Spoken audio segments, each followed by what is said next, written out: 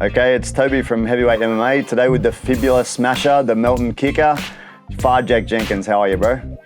Cool, mate. Thanks for having me. Good to be back. Yeah, man. I mean, you defended our land against the invaders, man. How are you feeling? How's it feeling a week after the event, man, UFC284?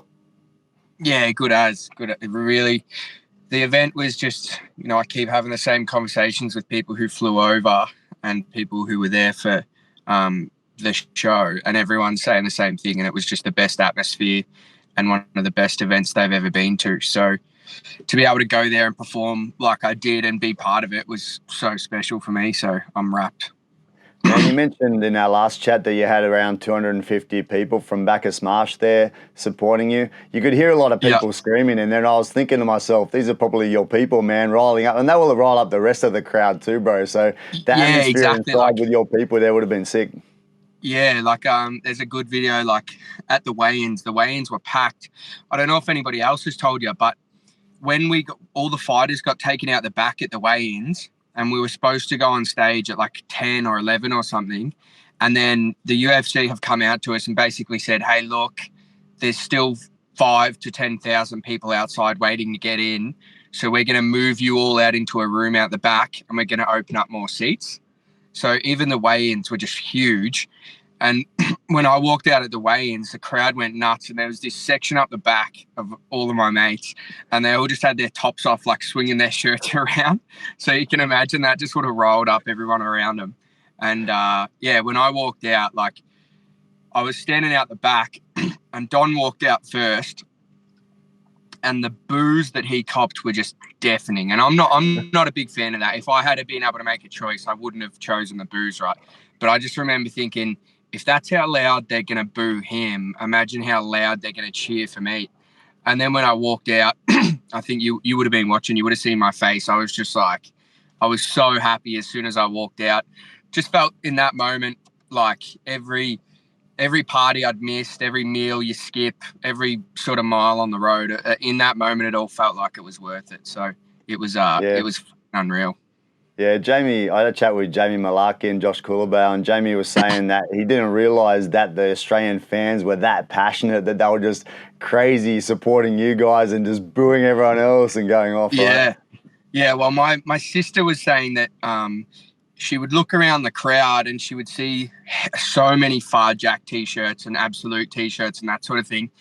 So she was kind of expecting where the cheers. But then on the there were the people in front of her who she didn't know and had nothing to do with me. And when I came out, they stood up and went nuts. And she said it was a cool moment because up until now, my only fans that I've had were sort of people from my hometown and people who came out, whereas now it was cool for her to look around and go, oh shit, everyone is supporting him. So that was cool. And the other thing I heard one of the commentators saying that, a lot of the shows in the early prelims and that, not many people come into the stadium, they kind of filter in later, but I heard that the Australian crew came in pretty early, and obviously your crowd would have been a big part of that, right? Yeah. Well, I would say that the stadium would have been between 80 and 90% full by my fight, which is crazy because awesome. I have been to a show in the US and it's 100% until the main card, pretty much empty. And then even then, people only really rock in co-main and main and leave. It's wild.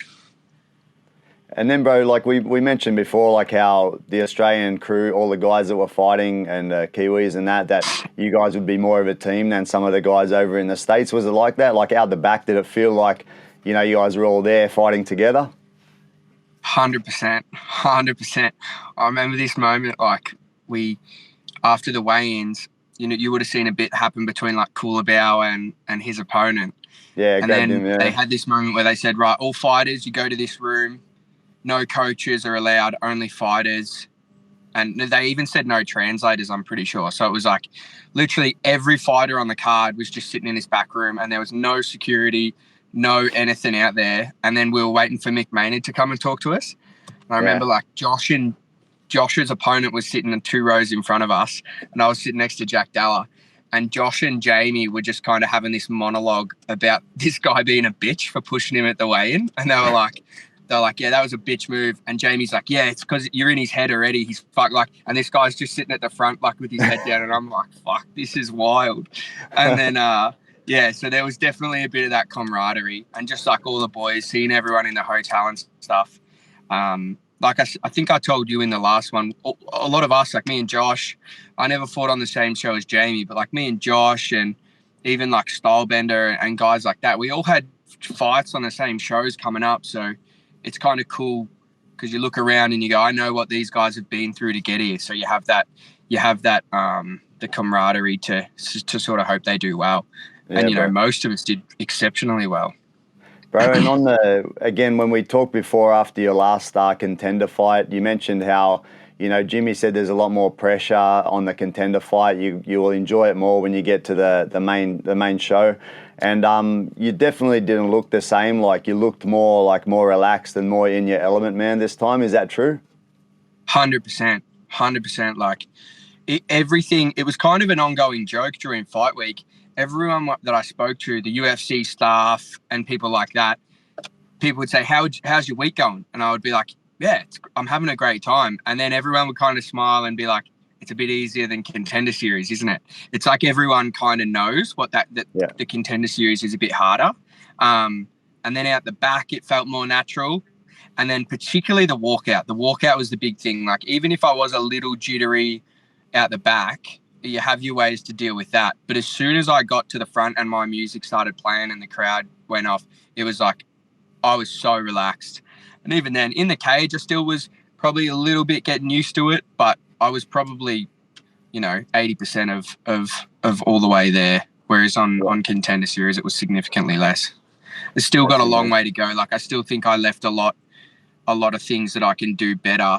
And even probably the things that I did well, I can probably show another level again as I get more comfortable in it. I don't think I'm anywhere near my peak. I think my ceiling's super high. So excited I really want to stay super active. I've asked the UFC if I can go again in May or June, and they're pretty keen for that.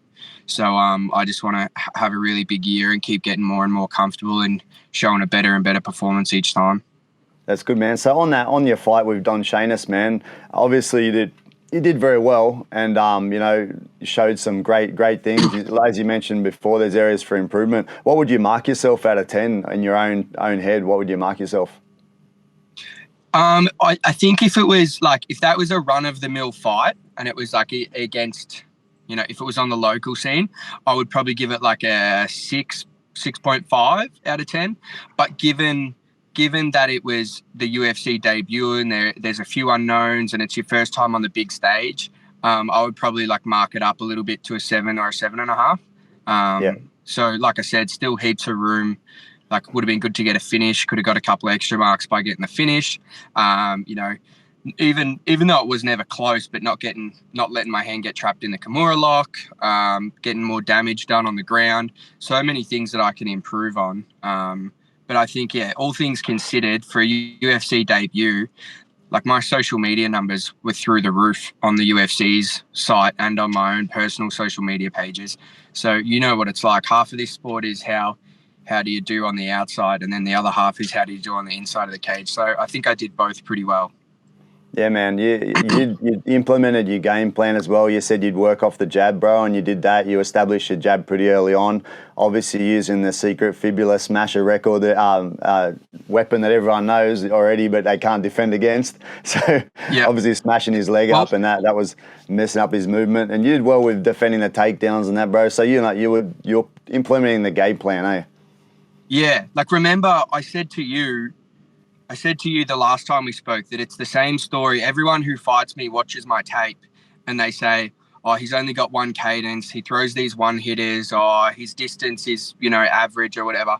And then when people get in front of me, they kind of go, oh shit, he doesn't actually move how I anticipated. And I kind of can establish my own range pretty well. It's been the same for my last 5 or 6 fights. Everyone says the same thing. And then when they're in front of me, they realize it's completely different. And Don was no different. We even spoke in the hotel after, and he said, I knew you were going to do that, and I'd planned for it, but I couldn't stop it. Yeah. Actually, just thinking about the fight then, that was kind of, I just wanted to ask you in the second round, towards the end of the second round, I think Shainis reversed position, got on top of you, then you got out of it, and you kind of picked him up and threw him on his head, and the commentator said he looks kind of angry or something. Was that true? You look like you were pissed, like you just went, fuck you. Like, is that how it went? No, I think Bisping said it pretty well. He said every time Don lands something, Jack goes, here, I can do it better. He's like, he goes, I'm going to one-up you and give a bit more. And I think that's a really important thing about fighting, is trying to stay in front. So anytime he landed something, I was like, in my head, I have to land two back or land 3 back, because I want to stay in front and I want to let him know that he can't land anything on me and get away with it. So when he did get me on the ground and he was on top for a bit, and then I got up, I ended up on a body lock, and I just went, you know what, you can have a go on the bottom. Put him to the ground, and then went to work a bit. What you said then, man, my first coach in kickboxing said, if they give you 50 cents, give them back $1. So it's the same sort of thing, right? 100%. One up them. 100%.